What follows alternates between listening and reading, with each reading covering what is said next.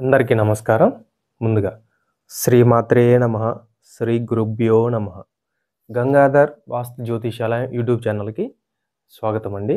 ఈరోజు మనం వాస్తులో చర్చించుకోబోయే టాపిక్ ఏంటంటే గృహంలో టాయిలెట్స్ ఎక్కడ ఉండాలి. ఇది అందరూ జాగ్రత్తగా గమనిస్తే మీరు ఫస్ట్ ఆఫ్ ఆల్ ఒక విషయం అర్థం చేసుకోవాలి. మనకి పూర్వం రోజులలో అసలు గృహంలో టాయిలెట్సే లేవు. రాను రాను కాలంలో మెల్లమెల్లగా గ్రామాలు, పట్టణాలు మేజర్ సిటీలుగా అయిపోయి స్థలం లేక ఆ టాయిలెట్స్ అనేవి మన ఇంట్లోకి వచ్చాయి. మన ఇంట్లోకి వచ్చిన తర్వాత ఫస్ట్ ఎలా ఉండేవంటే చూద్దాం. ఇది మన ఇల్లు అనుకుంటే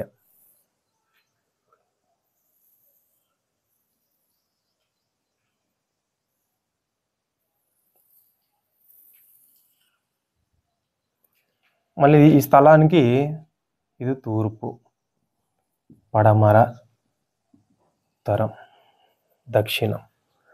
అయితే మనకి పూర్వం రోజులలో కూడా ఇలా స్థలం ఇంత పెద్దగా ఉండేది. మనం బాగా గమనిస్తే మనకి స్థలాలు కూడా ఇంత పెద్దగా ఉండేవి. అంటే ఇల్లుంటే మళ్ళీ ఇంటి ఫ్రంట్ కానీ, బ్యాక్ కానీ, సైడ్స్ కానీ ప్రహరీ స్థలం అనేది చాలా ఉండేది. అప్పుడు ఇల్లులు విశాలంగా ఉండేవి, చాలా బాగుండేవి. అట్లా ఉన్న ఇళ్లల్లో గాలి, వెలుతురికి ఎలాంటి డోకా ఉండదన్నమాట. అయితే ఇప్పుడు అసలు ఆ రోజులలో మనకి టాయిలెట్స్ అనేవి ఇంట్లోనే లేవు, అంతా అవుట్ సైడే. తర్వాత రాను రాను మెల్లమెల్లగా జనాలు పెరిగి గ్రామాలు, పట్టణాలు మేజర్ సిటీలు అయిపోయి ఇట్లాంటి పరిస్థితులలో మెల్లగా ఫస్ట్ ఇవి మన ఇంట్లోకి వచ్చి చేరాయి. ఎట్లా ఉన్నాయి? ఫస్ట్ మనకి ఈ కాంపౌండ్లోనే ఉన్నాయి. ఫర్ ఎగ్జాంపుల్ ఏ దిక్కైనా సరే, తూర్పు అనుకోండి, ఇట్లా ఉన్నాయి. ఉత్తరం దిక్కుకు వచ్చేపాటికి ఇట్లా ఉన్నాయి. పడమరకి కూడా కొన్ని ఉండేపాటికి అంటే ఫేసింగ్ని బట్టి వాళ్ళ అడ్జస్ట్ని బట్టి అట్లా పెట్టుకునేవాళ్ళు అనమాట. ఏవే సైడ్లు ఉన్నాయి అనే దానికి చూపిస్తున్నాం మనం. ఇప్పుడు పడమర సైడ్లో వచ్చేపాటికి కూడా కొన్ని ఇంటికి బ్యాక్ సైడ్ ఉండేవి. ఇప్పుడు తూర్పు ఫేసింగ్ ఇల్లు అనుకోండి, కొంతమందికి బ్యాక్ సైడ్ ఉండేవి, కొంతమందికి ఇటు సైడు. అట్లా వాళ్ళకి అనుకూలతను బట్టి వాళ్ళు అలా సెట్ చేసుకునే అన్నమాట. పడమర వైపు కూడా ఇట్లా ఉండేవి. ఎట్లా ఉన్నా సరే వాళ్ళు టాయిలెట్లు ఎలా నిర్మించినా సరే ఈ గృహానికి ఎక్కడ డిస్టర్బెన్స్ అయ్యేది కాదు. చాలా విశాలంగా మనుషులు తిరిగేమోయేనో విశాలంగా స్థలాలు ఉండేవి. అప్పుడు వాళ్ళకి ఎలాంటి దోషాలు కూడా ఉండేటివి కావన్నమాట. అయితే ఇది మనకి మెల్లమెల్లగా ఏం జరిగింది, బెడ్రూమ్లోగా అటాచ్డ్ బాత్రూమ్స్ అని లోపలికి రావడం జరిగింది. అసలు అటాచ్డ్ బాత్రూమ్స్ పూర్వకాలంలో మనకు ఉన్నాయా? లేవు కదా. ఈరోజు మనం ఉన్న పరిస్థితులు అంతా మనకి స్థలాలు లేవు, అంత లేని పరిస్థితులలో లోపలికి అటాచ్డ్ బాత్రూమ్స్ అనేవి మనకు వచ్చేసాయన్నమాట. అవి కూడా మనం ఎలా తీసుకోవచ్చు చూద్దామండి. ఇప్పుడు ఇది మన గృహం అనుకోండి.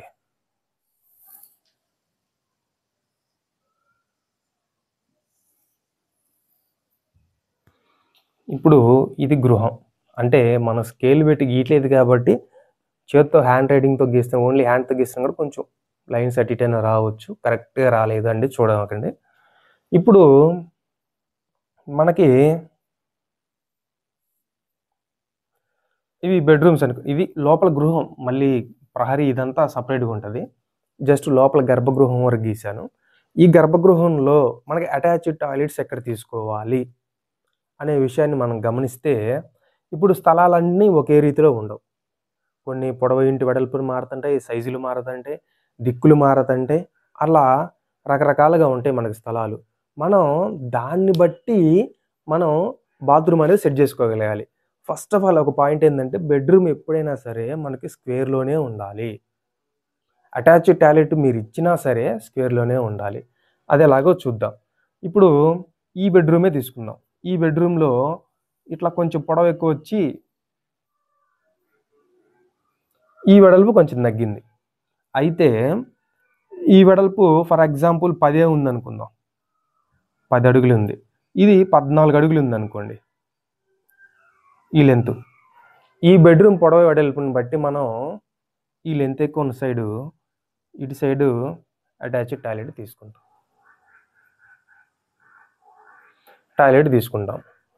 ఈ బెడ్రూమ్ మళ్ళీ మనం టాయిలెట్ తీసుకున్నా కూడా ఈ బెడ్రూమ్ ఎప్పుడు కూడా మనకి స్క్వేర్గానే ఉండాలి. అది ఫస్ట్ ఆఫ్ ఆల్ గుర్తుపెట్టుకోండి, స్క్వేర్గానే ఉండాలి. ప్లస్ గాలి వెలుతురికి ఎలాంటి ఆటంకం ఉండకూడదు. ఈ టాయిలెట్కి కూడా కొంతమంది ఏం చేస్తున్నారంటే కిటికీలు అంటే వెంటిలేటర్ అనేది కాస్త పెద్దదిగా పెట్టుకోవాలి. ఈ పైన వెంటిలేటర్ పెద్దదిగా పెట్టుకుంటే ఈ టాయిలెట్లో కూడా గాలి వెలుతురికి ఆటంకం ఉండదు. ప్లస్ ఏంటంటే కుదిరితే ఒక ఎగ్జాస్ట్ ఫ్యాన్ కూడా పెట్టుకోండి. ఎందుకంటే అటాచ్డ్ టాయిలెట్ అంటున్నాం, ఎలాంటి స్మెల్ కానీ ఇది కానీ లేకుండా మనం ఎగ్జాస్ట్ ఫ్యాన్ కానీ వేసుకుంటే ఆ లోపల ఉన్న ఎప్పటికప్పుడు మొత్తాన్ని బయటకు కొట్టేస్తూ ఉంటాయి. ప్లస్ ఏంటంటే మనకి ఈ వెంటిలేటర్ పెద్దది పెట్టడం వల్ల ఈ టాయిలెట్లో కూడా గాలి వెలుతురు కొంచెం వెలుతురు పడేలాగా ఉండాలి. అంటే ఇప్పుడు ఈ బెడ్రూమ్లలో కూడా మనకి ఈ బెడ్రూమ్లో కూడా ఇలా టాయిలెట్ ఇచ్చినా కూడా మనం 2 కిటికీలు పెట్టుకోవచ్చు, ఇటొక విండో. గాలి వెలుతురికి డోకా ఉండకూడదు. ఎలా చెప్తున్నానంటే పట్టపగల కూడా ఇంట్లో లైట్ వేసుకునే పరిస్థితి రాకూడదు.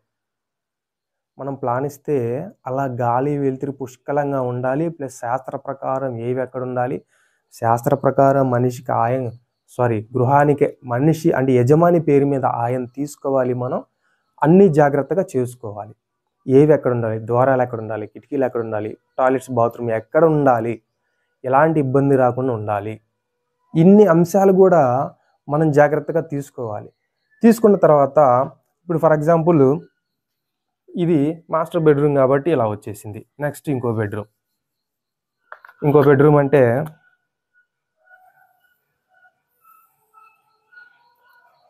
హ్యాండ్ రైటింగ్ కాబట్టి కొంచెం అటు ఇటు రావచ్చు, స్కేల్తో గీయట్లేదు కదా, కొంచెం అడ్జస్ట్ అవ్వండి. ఇప్పుడు ఇటు చిల్డ్రన్ బెడ్రూమ్ అనుకోండి. ఈ చిల్డ్రన్ బెడ్రూమ్ అయినా సరే ఇప్పుడు స్థలాలు మనకు అన్నీ ఒకేలా ఉండవు అని చెప్పాం కదా, ఎవరి స్థలం వాళ్ళే, పొడవు ఇంటి వెడల్పు అన్ని స్థలాలు ఒకేలా ఉండవు కాబట్టి అన్ని ఇల్లు ఒకటే design Rao. First of all మీరు ఇది గుర్తుపెట్టుకోవాలి. సరే, ఇప్పుడు ఇటు స్థలం ఎక్కువ ఉంది కాబట్టి చెప్పారు కదండి, మరి ఇటు స్థలం ఎక్కువ ఉంటే ఎలా బెడ్రూమ్ కట్టుకోవాలి. ఫర్ ఎగ్జాంపుల్ చూడండి, ఇది ఇట్లా ఉంది అంటే పెద్ద ఇల్లు అనుకోండి. ఇది చిల్డ్రన్ బెడ్రూమ్ పెద్ద రూమ్ అంటే ఈ పెద్ద రూమ్కి ఇటు 10 అడుగులు ఉంది, ఇటు సపోజు 13-14 అడుగులు వచ్చింది అనుకోండి. అప్పుడు మనం ఏం చేస్తామంటే ఇటువైపు అటాచ్డ్ టాయిలెట్ తీసుకుంటాం. కానీ ఈ బెడ్రూమ్ మటుకు స్క్వేర్గానే ఉండాలి. ఈ బెడ్రూమ్ మొత్తం కూడా స్క్వేర్గానే ఉండాలి, అది గుర్తుపెట్టుకోండి. మళ్ళీ గాలి వెలుతురికి డోకా ఉండకూడదు. సేమ్ దీనికైనా సరే ఇటో కిటికీ పెట్టుకోవచ్చు, గాలి వెలుతురికి డోకా ఉండదు. ఇటు ఒక డోర్ వచ్చేస్తుంది, ఎంట్రన్స్ ఇలా వచ్చేస్తుంది. ఈ టాయిలెట్కి కూడా పైన ఒక పెద్ద వెంటిలేటర్ పెట్టుకుంటే ఆ టాయిలెట్లోకి ఆ వెంటిలేటర్ ద్వారా వెలుతురు అనేది మనకి టాయిలెట్లో పడతా ఉంటుంది అనమాట.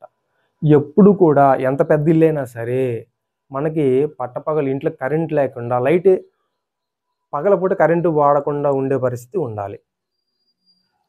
అలా గుర్తుపెట్టుకోండి.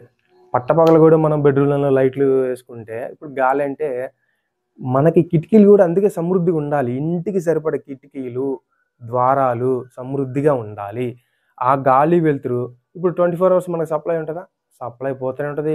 ఏదన్నా ప్రాబ్లం వచ్చినా వర్షాకాలమైనా పోతూనే ఉంటాయి. కాబట్టి అట్లాంటి సమయాల్లో కూడా మన ఇంట్లో లైట్ లేకపోయినా పగలు ఉండగలిగే పరిస్థితి ఉండాలి.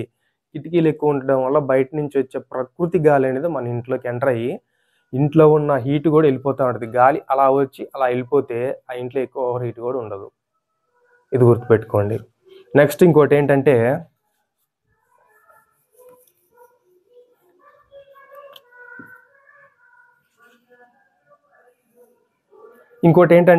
ఇప్పుడు ఈ గృహానికి డబుల్ బెడ్రూమ్ అయినా సరే ట్రిపుల్ బెడ్రూమ్ అయినా సరే మనం ట్రిపుల్ బెడ్రూమ్ అయినా సరే మనకి ప్లేస్ని బట్టి లెంత్ ఇంటూ విడ్త్ని బట్టి మనం బెడ్రూమ్స్ ఎలా వస్తున్నాయి, దానికి మనం విండోస్ ద్వారాలు ఎలా ఇస్తున్నాం, శాస్త్ర ప్రకారంగా అన్ని ఇస్తున్నామా లేదా, వీళ్ళకి ఫ్రెష్ ఎయిర్ వస్తుందా లేదా, ఇన్ని అంశాలు చూసుకోవాలి. అటాచ్డ్ బాత్రూమ్స్ టాయిలెట్స్ కావాలంటే ఇవ్వాలి, అన్నీ చేయాలి.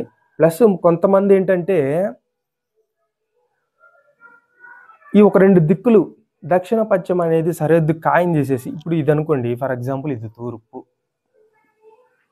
ఇది పడమర, ఇది ఉత్తరం, ఇది దక్షిణం.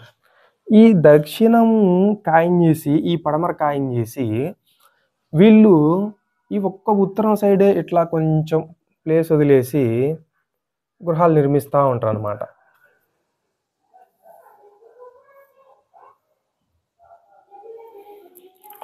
ఇస్తూ ఉంటారు. ఇప్పుడు ఇది 2 స్టేర్ల బిల్డింగ్ అయినా అవ్వచ్చు, 3 స్టేర్ల బిల్డింగ్ అయినా అవ్వచ్చు, లేదా డబుల్ బెడ్రూమ్ అయినా అవ్వచ్చు, ఒక ట్రిపుల్ బెడ్రూమ్ అయినా అవ్వచ్చు కదా.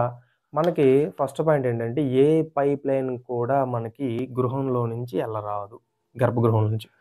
ఇప్పుడు ఈ టాయిలెట్స్, ఈ లెటిన్ రూమ్ పైపులు ఎలా వెళ్ళాలి, సెప్టిక్ ట్యాంక్లోకి వెళ్ళాలి, ఎలా వెళ్ళాలి, అవుట్ సైడ్ నుంచే వెళ్ళాలి. సరే, ఇటు సెప్టిక్ ట్యాంక్ ఇటు వస్తే ఇటువైపు నుంచి అవుట్ సైడ్ నుంచి తీసుకుని ఇటు వెళ్ళాలి, లేదా ఆగ్నేయం అయిపోతే ఇటు సైడ్ నుంచి ఇటు వచ్చి ఇలా వెళ్ళాలి, ఇటు నుంచి ఇటు వచ్చి ఇలా వెళ్ళిపోతాయి. ఇవి వీళ్ళు 2 దిక్కులు ఖాయం చేశారు, ఇటు 2 దిక్కులు ఖాయం చేశారు. ఖాయం చేసినా సరే ఈ దక్షిణం వైపు పడమర వైపు వీళ్ళకి అటాచ్డ్ బాత్రూమ్స్, టాయిలెట్స్ వచ్చాయి. ఇప్పుడు వీళ్ళు ఈ పైప్ లైన్ ఎటు నుంచి నడపాలి? ఇప్పుడు కొత్త బిల్డింగ్, ఓకే, పక్కన ఎవరు కట్టలేదు, మనం కట్టుకున్నాం కాబట్టి ఫస్ట్ మన పైప్ లైన్ వేసేసుకుంటాము, ఇబ్బంది లేదు, ఓకే.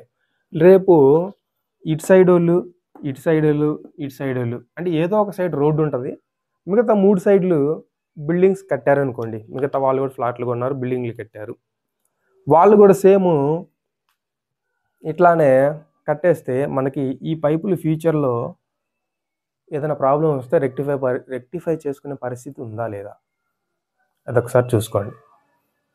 అట్లా రెక్టిఫై చేసుకోవాలి. అది ఇప్పుడు ప్రాబ్లం ఏం రాదు, కొత్త బిల్డింగ్లు కాబట్టి ఒక 10 ఏళ్ళు 15 ఏళ్ళ దాకా రాకపోవచ్చు. ఆ తర్వాతైనా ప్రాబ్లమ్స్ వస్తే నువ్వు ఈ పైప్ లైన్ సెట్టింగ్ని ఎలా రెక్టిఫై చేస్తావు? అందుకని మనకి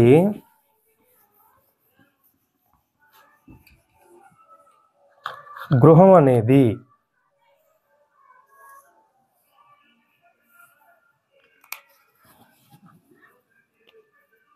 గృహానికి ఇలా 4 సైడ్లు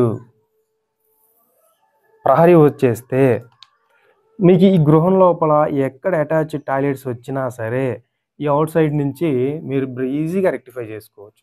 ప్లస్ గృహానికి ప్రహరీ వాల్ అనేది శ్రీరామ రక్ష. ఎలాంటి దోషాల నుంచి అయినా సరే, చాలామంది చాలా రకాల దోషాలు చెప్తూ ఉంటారు. అట్లా ఎట్లాంటి దోషాలు ఉన్నా సరే మనకి ఈ ప్రహరీ అనేదే శ్రీరామ రక్ష అన్నమాట.